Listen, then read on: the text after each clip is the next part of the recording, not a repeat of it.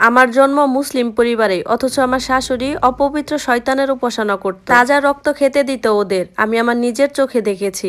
মুরগি জবাই করে দেওয়ার পর উনি রক্তগুলো জমিয়ে রাখতেন। প্রথম দিকে এসব কিছুই জানতাম না, তবে প্রতিবেশী এক দাদির কথায় আমার শাশুড়ির উপর আমি নজর রাখতে শুরু করি। আমার বিয়ের পর আমার শাশুড়িকে কখনোই নামাজ পড়তে দেখিনি, কিন্তু কাঁচা মাছ মাংস এগুলো বড় থালা ভরে ছাদে নিয়ে কাকে যেন ডাকতো। যেদিন আমি তার ঘরের ভেতর একটা গুপ্ত সাধনার ঘর দেখতে পেলাম, সেদিনই আমার কৌতূহল আরো বেড়ে যায়।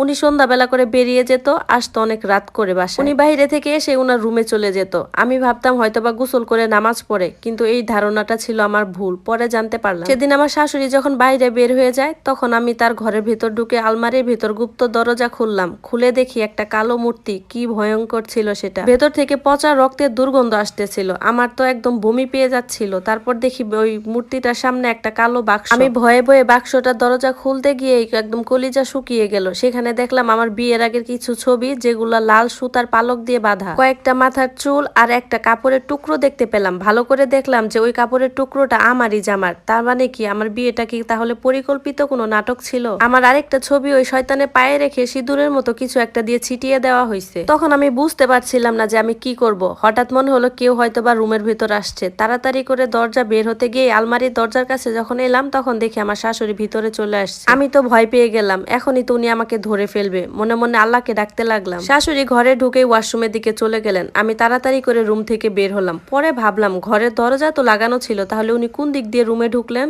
আমি আমার রুমে গিয়ে তো আরো বেকুব হয়ে গেলাম। গিয়ে দেখলাম আমার রুমের প্রতিটা কোনায় কিছু একটা হয়তো বা খোঁজা হয়েছে। এই কাজ তো আমার শাশুড়ি ছাড়া আর কারোরই হতে পারে না। এরপর আমার শাশুড়ির রুমে যখন গেলাম, তখন দেখি উনি গোসল করে বের হয়ে পিছন করে হাতে কিছু একটা নিয়ে আসে। আমি তাকে বললাম, আম্মা আপনি ঘরের ভেতরে ঢুকলেন কিভাবে? দরজা তো ভেতর থেকে লাগানো ছিল।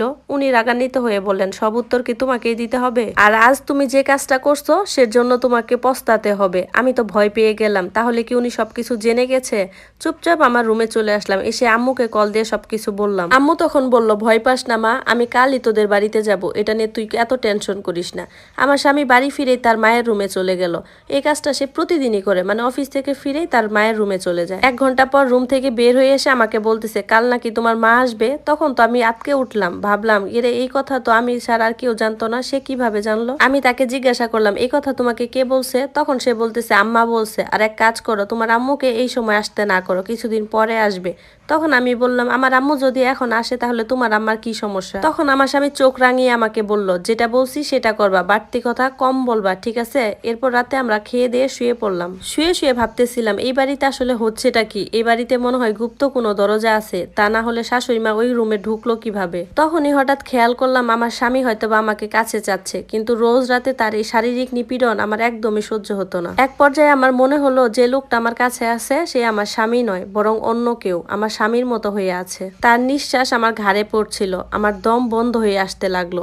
আমি আমার সমস্ত শক্তি দিয়ে তাকে সরানোর চেষ্টা করলাম, কিন্তু পারলাম না। মনে মনে আল্লাহকে ডাকতে থাকলাম আর চিৎকার করতে চাচ্ছিলাম, কিন্তু আমার গলা দিয়ে কোনোভাবেই আওয়াজ আসছিল না। কতক্ষণ এইভাবে থাকার পর আমার আর কোনো জ্ঞান নেই। সকালে চোখ খুলতে নিজেকে আবিষ্কার করলাম আমি আমার শাশুড়ির রুমে। আমার তো স্পষ্ট খেয়াল আছে গতকাল রাতে আমি আমার রুমে শুয়েছিলাম। এখানে কিভাবে আসলাম? আমি ঘুম থেকে উঠার পর শাশুড়ি মা আমাকে বলল, তাড়াতাড়ি ফ্রেশ হয়ে নাস্তা করে নাও। আমি তো এসব কিছুই বুঝতে পারছিলাম না যে কি হচ্ছে আমার সাথে। আমি গোসল করে নাস্তা করতে আসলাম। টেবিলে আমার জন্য নাস্তা রেডি। অথচ এরকম তো কখনোই হয় না। আমি প্রতিদিন ফজরের নামাজ পড়ে রান্নাঘরে আসি। আজ আমি ফজরের নামাজ পড়ার জন্য উঠতে পারিনি। খাবারের মধ্যে রুটি সবজি ডিম সবকিছুই ছিল। আমার শাশুড়ি আমাকে রুটি আর সবজি দিয়ে বললেন, এই কয়েকদিন তুমি এইভাবে খাওয়া দাওয়া করবে আর রেস্ট নিবে। আজ থেকে সব কাজ আমিই করব। আমি অবাক হয়ে ভাবলাম, কি হলো আমার শাশুড়ির আজকে আবার?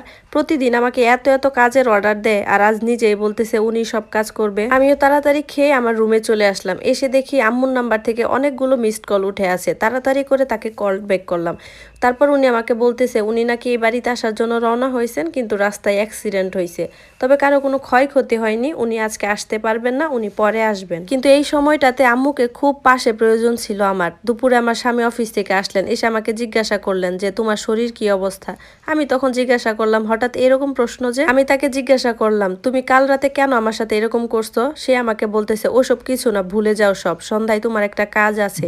সাথে সাথে শাশুড়ি মা এসে বললেন, এসো তোমরা দুজনেই খেয়ে নাও। হঠাৎ শাশুড়ি মা এত যত্ন কেন করছে সেটাই বুঝতে পারলাম পারলাম না। খাওয়া দাওয়া শেষে যখন রুমে গেলাম আবার ঘুমিয়ে পড়লাম। ঘুমটা ভাঙলো সন্ধ্যায় আমার স্বামীর ডাকে। ঘুম থেকে উঠে চোখটা খুলে দেখি বিশাল বড় একটা থালায় অনেকগুলো কাঁচা মাছ মাংস সাজিয়ে আমার স্বামী আমাকে বলতেছে, আজকে তুমি এটা নিয়ে ছাদে যাবে। আমি তখন চিৎকার করে বললাম, আমি এখন নামাজ পড়বো, তোমরা এসব কি করছো? সে আমাকে বলতেছে, যা বলছি সেটাই করো, বাড়তি কথা বললো না। তখন আমি বললাম, আমি তো এই কাজ করতে পারবো না।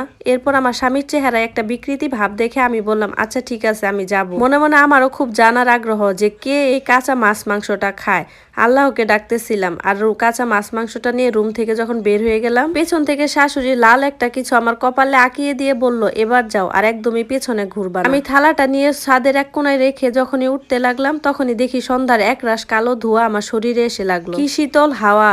এক বিশাল কালো ধোঁয়া এসে আমার শরীরটা ছুঁয়ে গেল। হঠাৎ তখনই তীব্র ব্যথা অনুভব করলাম আমার তলপেটে। শাশুড়ি মা চিৎকার দিয়ে বলল, তাড়াতাড়ি ফিরে এসো, আর একদমই পিছনে তাকাবা না। আমি তখন ব্যথায় কাতরাতে কাতরাতে রুমে চলে আসলাম। ব্যথা তো কোনোভাবে কমছিলই না, বরং আস্তে আস্তে আরো বাড়তেছিল। রাত যতই গভীর হচ্ছিল ততই আরো ব্যথা বাড়তেছিল। গভীর রাতে এক পর্যায়ে বাথরুমে গিয়ে দেখি প্রচুর ব্লিডিং হচ্ছে। তখন আমি ভয়ে কান্না করতে করতে আমার স্বামীকে যখন দেখাই, তখন তার চোখে মুখে কি যেন তৃপ্তির একটা হাসি। তাকে দেখে মনে হচ্ছিল সে ব্যাপারটা আগে থেকেই জানতো যে এমনটাই হবে। শাশুড়ি মাকে গিয়ে চিৎকার করে বলতে লাগলো, আম্মা কাজ হয়ে গেছে। ওই অবস্থায় আমি ওদেরকে বললাম, কিসের কাজের কথা বলছো তোমরা? আমাকে বলো তো, আমি তো ব্যথায় আর কিছু সহ্য করতে পারছি না, আমাকে তাড়াতাড়ি বাঁচাও তোমরা। শাশুড়ি মা আমাকে বলতেছে, আজকের রাতটায় শুধু একটু কষ্ট করো। আমি তো বললাম, আমি তো আর সহ্য করতে পারছি না। অতিরিক্ত ব্যথা সহ্য করতে না পেরে এক সময় আমি অজ্ঞান হয়ে পড়ি। পরে হসপিটালে বিছানায় নিজেকে আবিষ্কার করলাম, রক্ত দেওয়া হচ্ছে আমার শরীরে। অতিরিক্ত রক্তপাতের কারণে তখন আমি বেহুশ হয়ে গেছিলাম।